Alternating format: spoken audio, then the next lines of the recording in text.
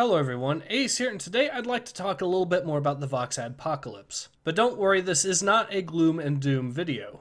Well, not gloom and doom for YouTubers necessarily anyways. You see, while the Vox Adpocalypse has caused immeasurable damage to many YouTube channels, with many completely innocent videos and channels being deleted entirely, it is also starting to show the diminishing reach that the journalist community now has, as they have ultimately failed to achieve their final goal in banning Steven Crowder off of YouTube. As The Verge quoted YouTube's CEO in their latest article on this topic, "It's just from a policy standpoint we need to be consistent. If we took down that content, there would be so much other content that we would need to take down." The CEO then explained that content such as rap videos and late night shows often contain words or content that could be considered harmful. Contextually, those videos are fine. It's the same defense that Crowder and his supporters, both creators and fans, have used too. Now this does of course completely gloss over the fact that YouTube's updated policies and algorithms have resulted in innocent channels being banned, and that is of course something I still condemn to the fullest.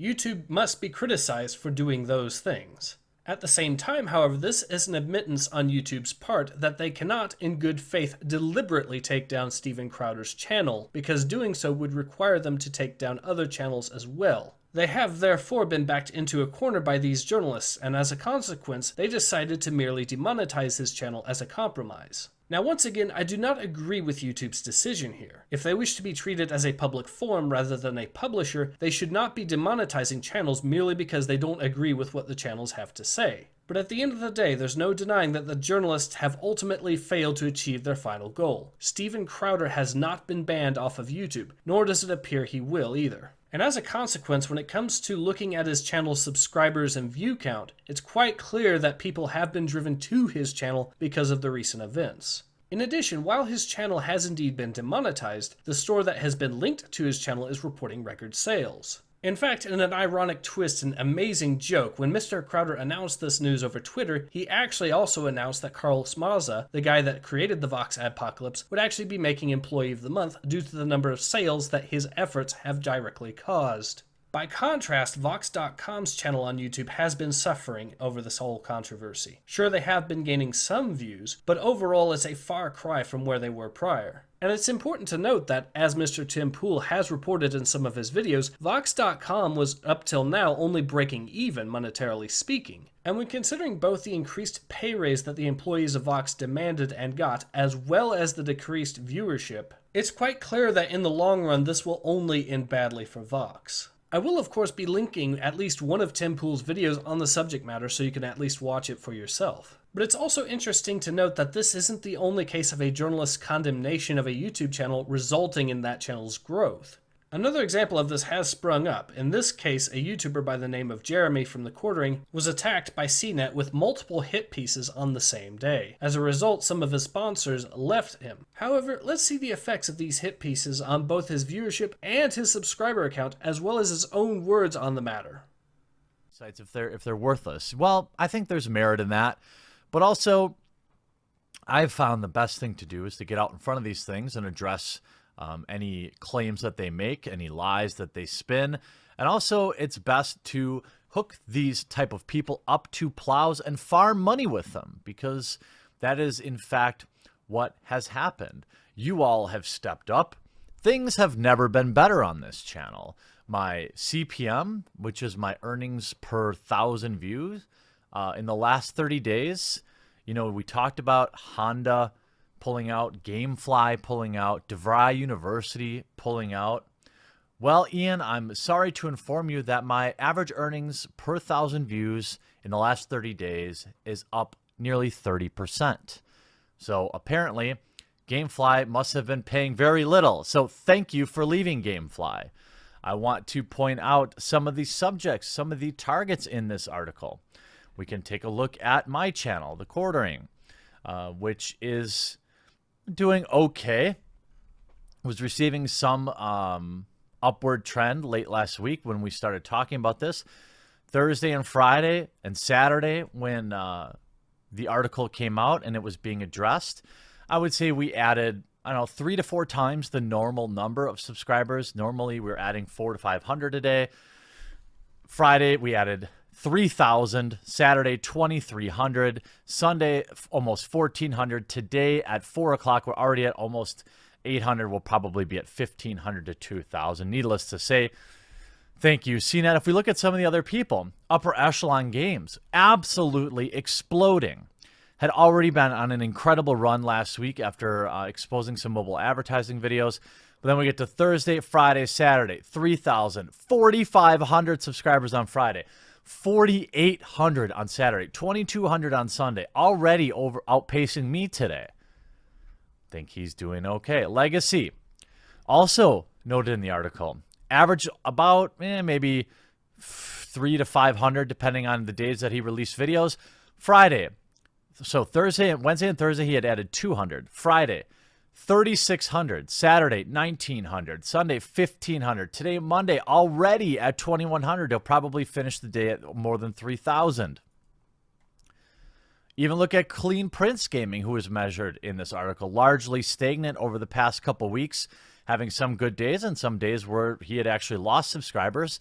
He jumped into the fray Friday, 1,100. We'll call it 1,200. Saturday, 2,000. Sunday, over 800. Today, nearly 1,300 subscribers. When we look at last weekend where he had 12 and 37 new subscribers. My Subscribe Star had about 75 members at the start of this. Now has 283. We added 200 backers here. Thank you so very much. We had nearly 200 people hit the join button below the video, which is like a Twitch subscription. It supports the direct creator. Upper Echelon Games said that his viewers came out and supported his Patreon. I know it's an exhaustive meme, but I am so proud of this community.